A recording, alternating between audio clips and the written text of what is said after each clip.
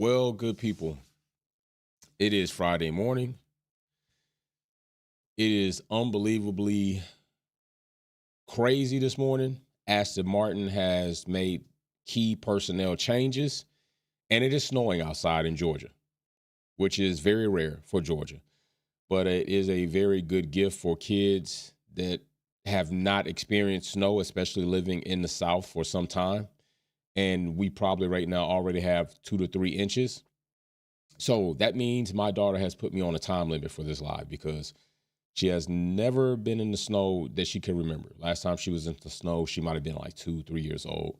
And so now she gets to enjoy it. So I am on a time limit to go spend daddy-daughter time. But we are going to talk about this. So Aston Martin is making changes. Big shout out to Paul, first in the live chat. Big shout out to Mary Beanie. Big shout out to Galactus. And also prayers, love, and positive vibes to all people dealing with the situation on the West Coast, those fires. I've heard that they've since discovered that it may be purposely done. I will say that I am a bit skeptical about who they are saying has done this.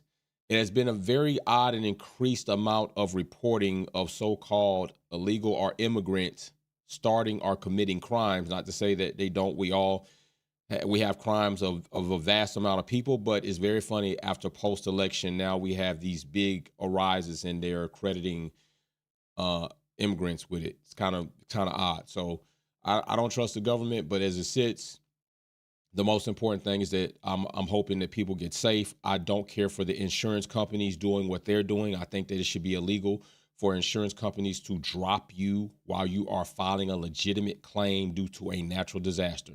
All right. So let's go ahead and get into this. We are talking about Andy Caldwell, which is now going to be CEO and team principal. Okay, so that means that Mike Crack no longer is going to be the team principal. Now, I'm not in disagreement with this because Andy had been with Mercedes during a very successful portion of their existence in Formula One. He now will be the team principal. He did head up the KERS system over there at Mercedes, and that was a very good development because Mercedes was very dominant in the turbo hybrid era. So I think maybe that's a good move for them. Okay, it's supposed to make a little bit better continuity as far as their workflow and their key personnel in director positions. So maybe this does work. Mike Crack will be shifting over to trackside officer, putting him more in tune with what's going to be going on as far as performance of the car, extracting as much performance out of the car, and getting all of that done. So when I did hear this news at first, I was really, really excited because I'm wondering, because it's the same thing with the Dallas Cowboys, right? What's up, Jay Merck? What's up, Dave Quattro? It's the same thing with the Dallas Cowboys. A lot of the lack or shortcomings of Dallas is credited to Jerry Jones because he does not have or does not want to step back and let somebody officially run the team in a very less biased way. Jerry wants to be in front of the media. Jerry wants to be given the credit for the draft picks. Jerry wants to be given the credit, and even when they fail, he wants to say that I know what I'm doing. And Jerry Jones has by himself crippled his ability to have multiple Super Bowls beyond what he already has by firing Jimmy Jones. That right there killed him. And now I am starting to wonder, is this the situation with Lawrence Stroll?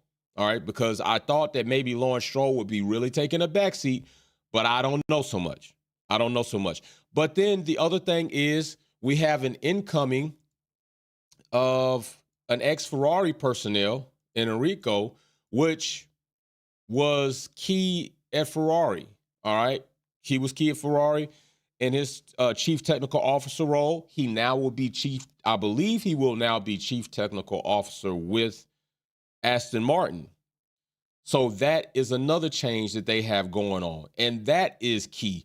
All these moves are key moves, but I'm wondering if these moves are going to be moves that will lead to them being a better team in 2025.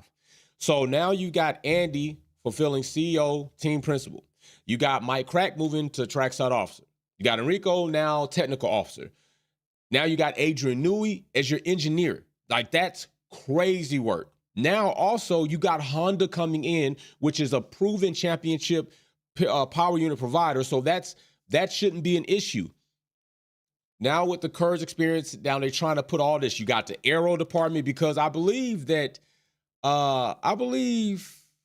if I'm not mistaken, and I hope I'm not pronouncing his name wrong, and if I'm not mistaken, Enrico has a background in aeronautics or aerospace.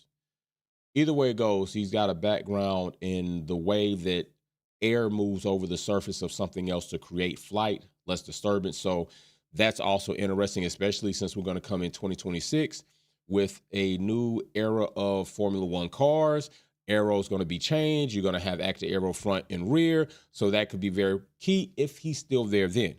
But with all this being said, with everything that we just talked about, with the key people we just said are changing, with Andy, with Mike Crack, with Enrico, with Lawrence, with all that being said, the most, to me, important change has not happened. The bottleneck is Lance Stroll.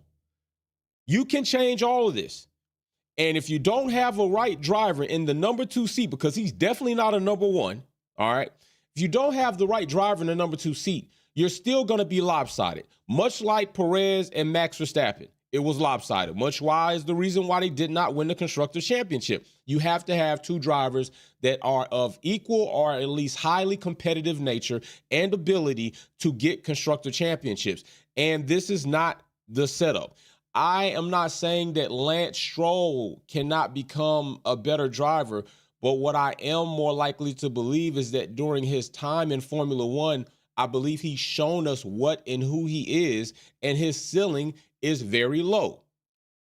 I don't see any exponential growth that's going to take place in the next couple years where I'm going to change my perspective on Lance Stroll. Not to say that it can't happen. So it's very good. Honda's coming in. Great. Okay. You got key personnel, Enrico, Mike Crack, and Andy. Awesome. You got Lawrence Stroll pumping in money, new development, new facilities. Great. With all that being said, this guy is not the guy.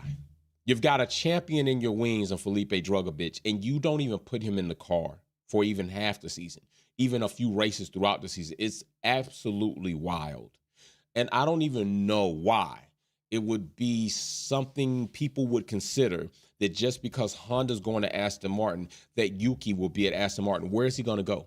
At this point in time, we can't trust that Lawrence Stroll is going to take Lance out of the seat and put Yuki in. He's got Felipe, which I think most of us would believe Felipe has more potential. I'm not saying what he is in Formula One. I'm saying that we've seen what Yuki has been, but Yuki has improved, right? So we don't really know how much more Yuki could improve in a better team that really supports him and gives him the tools and the support he needs. But Felipe being a champion right out of there, I just think that we could say there may be more potential in Felipe, and he's not even been given the opportunity to run in that car a good amount of time for us to see what he can do in Formula One. They still want to keep Lance Stroll in there, knowing that he's not good enough, knowing at least that he hasn't shown that he's good enough. So all these key changes are awesome. At best, I think Aston Martin see Alonso will capitalize on these changes if they reveal themselves in a positive, how should I say it, an upgrade manner, right? Because an update doesn't mean necessarily it's an upgrade. If all these things take place and things start really moving along, I think Alonso will capitalize on that. Mary Beanie says, can't see Aston Martin doing anything for at least 2 seasons. I don't even think you're wrong about that. Getting text messages about this snow. I don't even think you're wrong about that, Mary Beanie. I don't see them doing anything much either, honestly. So I think that is crazy. Hold on. Let me text this real quick.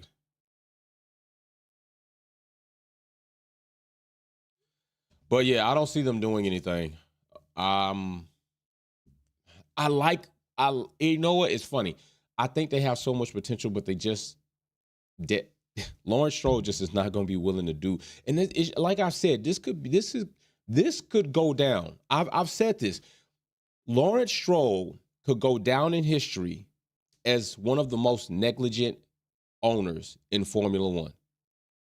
Somebody who had all the ingredients to become a phenomenal Formula One team constructor, and then have the ability to have a two-time world champion, which may give you the opportunity to also include a driver's champion, but I don't think Alonso's going to be that. There's a lot of other things going on. Lewis Hamilton at Ferrari, Lando Norris improving at McLaren, Max Verstappen, maybe Red Bull kind of find their way, and Max Verstappen improves even more as a driver. There's a lot of things that can happen. I just don't think Alonso will be a world champion again. And I'm not saying never. I'm just saying I don't think he will. But I think Lawrence Stroll can go down as the most negligent owner in Formula One if he does not make just one change that he is seeming to be unwilling to make, and that's get your son out of the seat.